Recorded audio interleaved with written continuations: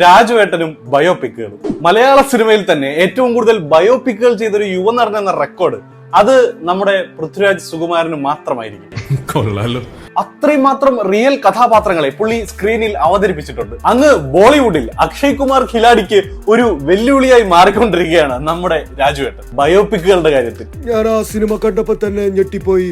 അതെന്തായാലും ഹിന്ദിയിൽ ഞാൻ റീമേക്ക് ചെയ്യുന്നുണ്ട്. അപ്പോ ഇന്നത്തെ വീഡിയോയിലൂടെ നമ്മൾ നോക്കാൻ പോകുന്നത് പൃഥ്വിരാജ് സുകുമാരൻ അഭിനയിച്ച ബയോപിക്കുകളെ കുറിച്ചാണ്. ബയോപിക് എന്ന് പറയുന്നതിനേക്കാൾ പൃഥ്വിരാജ് ചെയ്ത റിയൽ ലൈഫ് ക്യാരക്ടറുകൾ എന്ന് പറയാം. ശരിക്കും ഇവിടെ ജീവിച്ചിരുന്ന അല്ലെങ്കിൽ ജീവിച്ചിരുന്ന ഒരാളെ സ്ക്രീനിൽ അഭിനയിച്ച് ഫലിപ്പിക്കുക എന്നത് നിസ്സാര കാര്യമല്ല.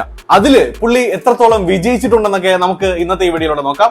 അപ്പോ കൂടുതൽ സമയങ്ങളെ നമുക്ക് നേരെ വീഡിയോയിലേക്ക് കടക്കാം. Welcome to filmy talks.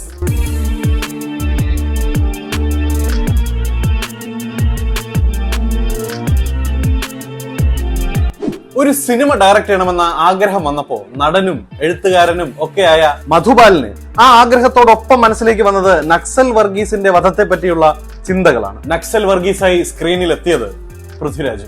സിനിമയുടെ പേര് തലപ്പാവ്. അല്ല, ആരാണ് ഈ നക്സൽ വർഗീസ് എന്നറിയണ്ടേ? കർഷക തൊഴിലാളി യൂണിയന്റെ കണ്ണൂരിലെ ജില്ലാ സെക്രട്ടറി ആയിരുന്നു വർഗീസ്. പാർട്ടി പറഞ്ഞതനുസരിച്ചാണ് പുള്ളി വയനാട്ടിലെത്തുന്നത്. അവിടെ വെച്ച് നക്സൽ ആശയങ്ങളിലേക്ക് പതിയെ ട്രാക്ക് മാറ്റി. പോലീസ് സ്റ്റേഷനിൽ കയറി ആയുധങ്ങൾ എടുക്കുക, ഗ്രാമങ്ങളെ ഓരോന്നോരോന്നായി നൈസായി സ്വതന്ത്രമാക്കുക. ഇതായിരുന്നു ആ നക്സൽ ടീമിന്റെ ലക്ഷ്യം. അങ്ങനെ ആ നക്സലൈറ്റുകളെ നേരിടുന്നതിന് വേണ്ടിയിട്ട് അന്നത്തെ IG ആയിരുന്ന ഗോപാലൻ നേരിട്ടൊരു ടീമിനെ സെറ്റ് ചെയ്തു. ഗറില്ലകളെയൊക്കെ നേരിടാൻ പ്രത്യേക പരിശീലനം നേടിയ കേന്ദ്രസേനയിലൊക്കെ പെടുന്ന ആൾക്കാർ അടങ്ങിയതായിരുന്നു ആ ടീം.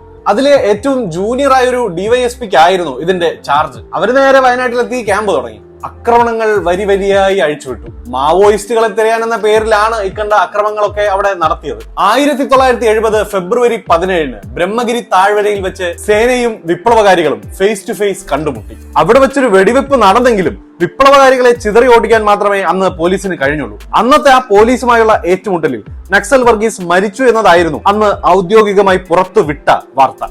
പക്ഷേ കഥയിൽ ചെറിയൊരു ട്വിസ്റ്റ് ഉണ്ട്. വർഗീസ് മരിച്ചത് ഏറ്റുമുട്ടലിനിടയിലായിരുന്നില്ല. മനഃപൂർവ്വം പോലീസ് പ്ലാൻ ചെയ്ത് നടത്തിയ ഒരു കൊലപാതകമായിരുന്നു അത്. ആ സത്യം കേരള ജനത തിരിച്ചറിയുന്നത് 28 വർഷങ്ങൾക്ക് ശേഷമാണ്. അന്നത്തെ ആ പോലീസ് ടീമിൽ ഉണ്ടായിരുന്ന രാമചന്ദ്രൻ നായർ എന്ന പോലീസ് ഉദ്യോഗസ്ഥൻ 28 വർഷങ്ങൾക്ക് ശേഷം 1998 ശരിക്കും അന്ന് എന്താണ് നടന്നതെന്ന് ജനങ്ങളോട് വിളിച്ചു പറഞ്ഞു. സത്യത്തില് വയനാട്ടിലെ തിരുനെല്ലിയിലെ ഒരു കുടിലിൽ നിന്ന് പിടിച്ച വർഗീസിനെ അന്നത്തെ ഡെപ്യൂട്ടി SP ആയിരുന്ന K ലക്ഷ്മണ, DIG ആയ P വിജയൻ എന്നിവരുടെ നിർദ്ദേശപ്രകാരം ഫെബ്രുവരി 18 ഞാൻ നേരിട്ട് വെടിവെച്ച് കൊല്ലുകയായിരുന്നു എന്നാണ് രാമചന്ദ്രൻ നായർ ജനങ്ങളോട് വെളിപ്പെടുത്തിയത്. ഈ ഒരു സംഭവത്തെക്കുറിച്ചും ഇതിനെക്കുറിച്ചും ഒക്കെ ഡീറ്റെയിൽ ആയിട്ട് പഠിച്ച തിരക്കഥാകൃത്ത് ബാബു ജനാർദ്ദനൻ ഒരു കെട്ടുറപ്പുള്ള തിരക്കഥ തയ്യാറാക്കി. അങ്ങനെ ബാബു ജനാർദ്ദനൻ എഴുതി മധുബാൽ സംവിധാനം ചെയ്ത് പൃഥ്വിരാജിനെ നായകനാക്കി 2008 ചെയ്ത സിനിമയാണ് തലപ്പാവ്. ഒരു നായകൻ എന്ന് പറയുന്നതിനേക്കാൾ പ്രധാന കഥാപാത്രം എന്ന് പറയുന്നതാകും കൂടുതൽ ശരി. കേരള രാഷ്ട്രീയത്തിലെ തൊട്ടാൽ പൊള്ളുന്ന ഒരു വിഷയം. ഈ പറഞ്ഞ കഥയിലെ നക്സൽ വർഗീസ് ആയിട്ടാണ് പൃഥ്വിരാജ് സിനിമയിൽ എത്തിയത്. പുള്ളിയുടെ കരിയറിലെ തന്നെ ഏറ്റവും ശക്തമായ വേഷങ്ങളിൽ ഒന്ന്. കണ്ണിന് മുന്നിൽ തോക്കു ചൂണ്ടി പോലീസുകാർ നിൽക്കുമ്പോൾ മുഖത്തൊരു പുഞ്ചിരിയുമായി മുദ്രാവാക്യം വിളിക്കുന്ന നക്സൽ വർഗീസിന്റെ ആ സീൻ എപ്പോ കണ്ടാലും രോമാഞ്ചമാണ്.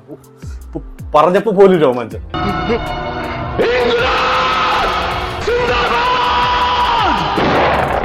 അത്രമേൽ ഗംഭീരമായാണ് പൃഥ്വി ഈ സിനിമയിൽ ഈ ക്യാരക്ടർ ചെയ്തു വെച്ചിരിക്കുന്നത്.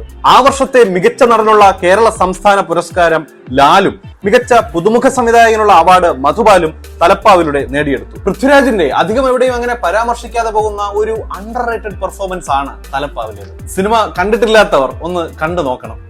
മലയാളത്തിലെ ആദ്യ സിനിമ JC ഡാനിയൽ സംവിധാനം ചെയ്ത വിഗതകുമാരൻ. ആ സിനിമ നിർമ്മിക്കാൻ അതിന് പിന്നാലെ ഇറങ്ങി പുറപ്പെട്ട, അതിനുവേണ്ടി കഷ്ടപ്പെട്ട JC ഡാനിയലിന്റെ ജീവിതകഥയെ ആസ്പദമാക്കി 2013 കമൽ സംവിധാനം ചെയ്ത സിനിമയായിരുന്നു സെല്ലുലോയിഡ്. മലയാള സിനിമയുടെ തന്നെ പിതാവായ JC ഡാനിയലായാണ് ഈ സിനിമയിൽ പൃഥ്വിരാജ് എത്തിയത്. മലയാളത്തിലെ ആദ്യ ശബ്ദ സിനിമയായിരുന്നു ബാലൻ. ബാലൻ എഴുതിയ മുതുകുളം രാഘവൻ പിള്ളയെ മദ്രാസ് ജീവിതത്തിന്റെ തുടക്കത്തിൽ കമൽ കാണാനിടയായി. പുള്ളിയെ കമൽ കാണുന്നത് ഒരു പോസ്റ്റ് ഓഫീസിൽ വെച്ചാണ്. അവിടെ വയസ്സായി അവശനായി ആരോഗ്യമില്ലാതെ സിമന്റ് ബെഞ്ചിലിരിക്കുന്ന മുതുകുളം രാഘവൻ പിള്ള.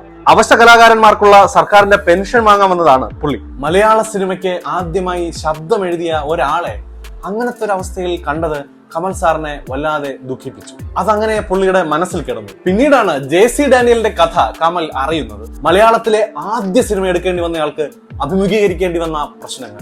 എന്തുകൊണ്ട് ഞാൻ ഇതൊക്കെ ഇത്രയും കാലം ശ്രദ്ധിക്കാതെ പോയി എന്ന കുറ്റബോധത്തിൽ നിന്നാണ് കമൽ ആ കഥ സിനിമയാക്കാൻ തീരുമാനിക്കുന്നത്. ഡാനിയൽ എന്ന ഫിലിം മേക്കർ തുടങ്ങി വെച്ചൊരു വലിയ റവല്യൂഷൻ ഉണ്ട് ഇന്ത്യൻ സിനിമയിൽ. ഡാനിയൽ സിനിമ ചെയ്യുന്നത് വരെ ഇന്ത്യൻ സിനിമയിൽ പുരാണങ്ങളെ ബേസ് ചെയ്ത് മാത്രമേ സിനിമകൾ വന്നിരുന്നുള്ളൂ. ഇന്ത്യൻ സിനിമയിലെ തന്നെ ആദ്യത്തെ സോഷ്യൽ ഡ്രാമ സിനിമ അത് വിഗതകുമാരനാണ്. ബോക്സ് ഓഫീസിലും സെല്ലുലോയിഡ് എന്ന ഈ പൃഥ്വിരാജ് ചിത്രം വലിയൊരു ഹിറ്റായിരുന്നു. കൊമേഴ്സ്യൽ പരിപാടികൾക്ക് വേണ്ട ഒന്നും അങ്ങനെ കുത്തി നിറയ്ക്കാതെ ഇത്തിരി റിയലിസ്റ്റിക് ആയിട്ടാണ് കമൽ സിനിമ പിടിച്ചിരിക്കുന്നത്. പൃഥ്വിരാജിന്റെ ഗംഭീര പ്രകടനങ്ങളിൽ ഒന്ന് കണ്ട സിനിമ. ഒരു തിരുവനന്തപുരംകാരനായതുകൊണ്ട് തന്നെ അനായാസമായി ആ സ്ലാങ് പിടിക്കാൻ പൃഥ്വിക്കായി. അതും പഴയകാല തിരുവനന്തപുരം സ്ലാങ് ആണ് സിനിമയിലെ കഥാപാത്രങ്ങൾ സംസാരിക്കുന്നത്. ബാംബെയിൽ പെയ്യപ്പോ കർണേഷൻ തിയേറ്ററിൽ വെച്ചാണ് ഈ പടം കണ്ടത്.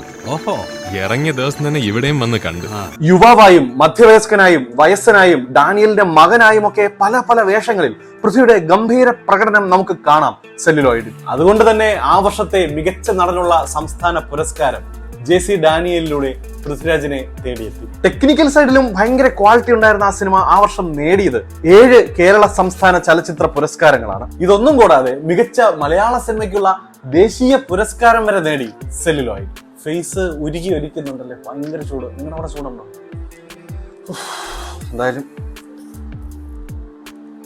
നെക്സ്റ്റ്, RS വിമലിന്റെ തിരക്കഥയിൽ പൃഥ്വിരാജിനെ നായകനാക്കി RS വിമൽ തന്നെ സംവിധാനം ചെയ്ത് 2015 പുറത്തിറങ്ങിയ ബ്ലോക്ക് ബസ്റ്റർ സിനിമ എന്ന് നിന്റെ മൊയ്തീൻ. ആ വർഷത്തെ ഏറ്റവും കൂടുതൽ കളക്ഷൻ നേടിയ സിനിമകളിൽ ഒന്നുകൂടി ആയിരുന്നു എന്ന് നിന്റെ മൊയ്തീൻ. സിനിമയൊക്കെ വരുന്നതിന് മുന്നേ തന്നെ കാഞ്ചന മൊയ്തീൻ പ്രണയം മലയാളികൾ സങ്കടത്തോടെ മനസ്സിൽ സൂക്ഷിക്കുന്ന ഒന്നാണ്. ഒരു റിയൽ സ്റ്റോറി. ഒരുമിക്കാൻ ആഗ്രഹിച്ച് കാഞ്ചനയും മൊയ്തീനും കടൽ കടക്കാൻ തീരുമാനിക്കുന്നു. പാസ്പോർട്ട് എടുത്ത് വരുന്ന ദിവസം പെയ്യുന്ന മഴ. മൊയ്തീൻ തോണിയിൽ കയറി ഇരവഴിഞ്ഞിപ്പുഴ മുറിച്ചു കടക്കുന്നു. തോണി മറിയുന്നു. ഒരുപാട് പേരെ മൊയ്തീൻ രക്ഷിക്കുന്നുണ്ട്. അതിനിടയിൽ അയാൾക്ക് സ്വയം രക്ഷപ്പെടാൻ കഴിഞ്ഞില്ല. ഇരവഴിഞ്ഞിപ്പുഴയുടെ ആഴങ്ങളിലേക്ക് മൊയ്തീൻ യാത്രയായി. ശരിക്കും നടന്നൊരു സംഭവത്തെ അതിന്റെ ക്വാളിറ്റി നഷ്ടപ്പെടാതെ അതേ ഫീലോടുകൂടി തന്നെ എടുത്തു വെച്ച, അല്ലെങ്കിൽ അതിനേക്കാൾ ഫീലോടുകൂടി എടുത്തു വെച്ചൊരു സിനിമ തന്നെ ആയിരുന്നു 2015 പുറത്തു വന്ന എന്ന് നിന്റെ മൊയ്തീൻ. മലബാറിൽ മുക്കത്ത് സുൽത്താൻ എന്നറിയപ്പെട്ടിരുന്ന VP ഉണ്ണി മൊയ്തീൻ സാഹിബിന്റെ മകനായ മൊയ്തീനും രാഷ്ട്രീയ സാമൂഹ്യ രംഗങ്ങളിൽ നിറഞ്ഞു നിന്നിരുന്ന മുക്കത്തെ ഹിന്ദു പ്രമാണിയായിരുന്ന കൊറ്റങ്ങൽ അച്യുതന്റെ മകളായ കാഞ്ചനമാലയും തമ്മിലുണ്ടായ പ്രണയമാണ് സിനിമയിലൂടെ പറയുന്നത്. ജലം കൊണ്ട് മുറിവേറ്റോൾ എന്ന പേരിൽ ഈ ലവ് സ്റ്റോറി RS വിമൽ തന്നെ 2006 ഒരു ഡോക്യുമെന്ററി ആക്കിയിരുന്നു. പിന്നീട് അത് സിനിമയായി വന്നതോടെ കൂടുതൽ ആളുകളിലേക്ക് എത്തി. സിനിമ കാണുന്നവർക്കൊക്കെ ചിലപ്പോൾ മറ്റൊരു മൊയ്തീൻ ആകാനും മറ്റൊരു കാഞ്ചനമാലയാകാനും ഒക്കെ ചിലപ്പോൾ തോന്നിയേക്കാം. കാരണം അവർ തമ്മിലുള്ള പ്രണയം ഒരിക്കലും അവസാനിക്കുന്നില്ലല്ലോ. സിനിമ റിലീസ് ആവുന്നതിന്റെ തലേ ദിവസം പൃഥ്വിരാജ് സുകുമാരൻ ഫേസ്ബുക്കിൽ കുറിച്ചൊരു പോസ്റ്റ് ഉണ്ട്. മൊയ്തീനിക്ക, I know you are watching. അത്ര വലിയൊരു കണക്ഷൻ ഉണ്ടായിരുന്നു പൃഥ്വിരാജിന് മൊയ്തീനുമായി. അതുകൊണ്ട് തന്നെ ആയിരിക്കാം അദ്ദേഹത്തിന് ആ കഥാപാത്രം ഇത്രയും ഗംഭീരമായി പെർഫോം ചെയ്യാൻ കഴിഞ്ഞത്. തിയേറ്ററിൽ അങ്ങനെ വർക്ക് ആകാതെ പോയ 2017 പ്രദീപം നായർ സംവിധാനം ചെയ്ത പൃഥ്വിരാജ് ചിത്രമാണ് വിമാനം. ഇടുക്കിയിലെ സജി തോമസിന്റെ ലൈഫിൽ നിന്നും ഇൻസ്പയർഡ് ആയിട്ടാണ് സംവിധായകൻ സിനിമ പിടിച്ചിട്ടുള്ളത്. ഒരു നോർമൽ മലയാളം സിനിമയേക്കാൾ ബഡ്ജറ്റ് വേണ്ടി വരുന്ന ഒരു സിനിമ ആയതുകൊണ്ട് അത് നടത്തിയെടുക്കാൻ ഏറ്റവും എളുപ്പം പൃഥ്വിരാജിനെ പോലൊരു സ്റ്റാറിനെ കൺവിൻസ് ചെയ്യുക എന്നുള്ളതാണ്. അങ്ങനെ സംവിധായകൻ പ്രദീപ് പൃഥ്വിയെ കണ്ട് സിനിമയുടെ കഥ പറയുകയും പടം ഓൺ ആവുകയും ചെയ്യുന്നു. ലിസ്റ്റിൻ സ്റ്റീഫൻ ആദ്യമായി പൃഥ്വിരാജിന്റെ കൂടെ ചെയ്യുന്ന ഒരു സിനിമ കൂടി ആയിരുന്നു വിമാനം. സിനിമ തിയേറ്ററിൽ പക്ഷെ ഭയങ്കര ഫ്ലോപ്പായി. വിമാനം ഇറങ്ങുന്നതിന് മുന്നേ വിനീത് ശ്രീനിവാസൻ നായകനായി വന്ന എബി റിലീസായതും ആ സിനിമയുമായി ചില നിയമ പോരാട്ടങ്ങളൊക്കെ ലിസ്റ്റിന് നടത്തേണ്ടി വരികയും ചെയ്തിരുന്നു. കാരണം ഇത് രണ്ടും ഒരാളുടെ ജീവിതത്തെ ബേസ് ചെയ്ത് വന്ന സിനിമകളായിരുന്നല്ലോ. സജി തോമസ് ആയി സ്ക്രീനിൽ നമ്മൾ അന്ന് വരെ അങ്ങനെ അധികം കണ്ടുവന്നിട്ടില്ലാത്തൊരു പൃഥ്വിരാജിനെ നമുക്ക് കാണാം. പക്ഷെ പടം വലിയ മെച്ചമൊന്നും ഇല്ലായിരുന്നു. അതുകൊണ്ട് തന്നെ തിയേറ്ററുകളിലും സിനിമ ഫ്ലോപ്പായി മാറി. ഇനി ആടുജീവിതം. മലയാളത്തിലെ ഏറ്റവും ജനപ്രിയമായ പുസ്തകങ്ങളിൽ ഒന്നാണ് ആടുജീവിതം. അതിനെക്കുറിച്ച് കേട്ടിട്ടില്ലാത്തവർ അങ്ങനെ അധികാരം ഉണ്ടാവാൻ ചാൻസ് ഇല്ല. മലയാളത്തിലെ എക്കാലത്തെയും ബെസ്റ്റ് സെല്ലറുകളിൽ ഒന്നാണ് ബെന്യാമിൻ എഴുതിയ ആടുജീവിതം. നജീബ് എന്ന ചെറുപ്പക്കാരന്റെ പ്രവാസ ജീവിതമാണ് ബെന്യാമിൻ പുസ്തകമാക്കിയിരിക്കുന്നത്. കുറച്ചൊക്കെ ഭാവനയുണ്ടെങ്കിലും ശരിക്കും പുസ്തകം വായിക്കുമ്പോൾ ഇതൊക്കെ റിയലായി ഒരാൾ അനുഭവിച്ചതാണെന്ന് തിരിച്ചറിയുമ്പോഴാണ് നമ്മളാകെ തരിച്ചിരുന്നു പോകുന്നത്. അത്രമേൽ പൊള്ളുന്ന ജീവിത യാഥാർത്ഥ്യങ്ങൾ നിറഞ്ഞ കഥയാണ് നജീബിന്റേത്. ആ നജീബിനെ പൃഥ്വി സ്ക്രീനിൽ അവതരിപ്പിച്ചിരിക്കുന്നത് കണ്ട് ഞെട്ടിയിരിക്കുകയാണ് മലയാളികൾ മുഴുവൻ. 100% ആ ക്യാരക്ടറിനോട് നീതി പുലർത്തുന്ന ഗംഭീര പ്രകടനം. അതിനുവേണ്ടി പൃഥ്വി എടുത്ത റിസ്കുകൾ ചെറുതൊന്നുമല്ല. ആദ്യം ഒരിക്കൽ ശരീരഭാരം കുറച്ച് ഷൂട്ടിന് പോയപ്പോഴാണ് ഷൂട്ട് മുടങ്ങുന്നത്. പിന്നീട് വീണ്ടും തടിക്കുകയും വീണ്ടും മെലിയുകയും ചെയ്തു. കൊറോണ കാരണവും ഒക്കെ പല തവണയായി നിരവധി ബോഡി ട്രാൻസ്ഫോർമേഷനുകളിലൂടെ സഞ്ചരിച്ച് ശരിക്കും നജീബായി മാറുകയായിരുന്നു പൃഥ്വി. 2010 മറ്റോ ആണ് ബ്ലസ്സി ആടുജീവിതം സിനിമയാക്കുന്ന തരത്തിലുള്ള വാർത്തകൾ വരുന്നത്. ചിയാൻ വിക്രം ഉൾപ്പെടെ പലരെയും വെച്ച് ചർച്ചകൾ നടന്നു. ഒടുവിൽ 2011 പൃഥ്വിരാജ് സിനിമയിലേക്ക് വരുന്നത്. വലിയൊരു ക്യാൻവാസിൽ ചെയ്യേണ്ട കഥ ആയതുകൊണ്ട് തന്നെ ഒത്തിരി വെല്ലുവിളികളും ഉണ്ടായിരുന്നു സിനിമ ചെയ്യുന്നതിന്. 16 വർഷത്തോളം ഒരു സിനിമയ്ക്ക് വേണ്ടി മാറ്റിവെച്ച ബ്ലസ്സി, അദ്ദേഹത്തോടൊപ്പം തന്നെ കട്ടയ്ക്ക് കൂടെ നിന്ന പൃഥ്വി, അവർ എടുത്ത എഫർട്ടുകൾ, അതിനൊക്കെ അവർക്ക് ലഭിക്കുന്ന പ്രതിഫലമാണ് ഇന്നത്തെ ആടുജീവിതത്തിന്റെ ഈ വമ്പൻ വിജയം. അപ്പോ ഇതൊക്കെയാണ് നമ്മുടെ രാജുവേട്ടൻ ഇതുവരെയുള്ള അദ്ദേഹത്തിന്റെ കരിയറിൽ ചെയ്തിട്ടുള്ള ബയോപിക്.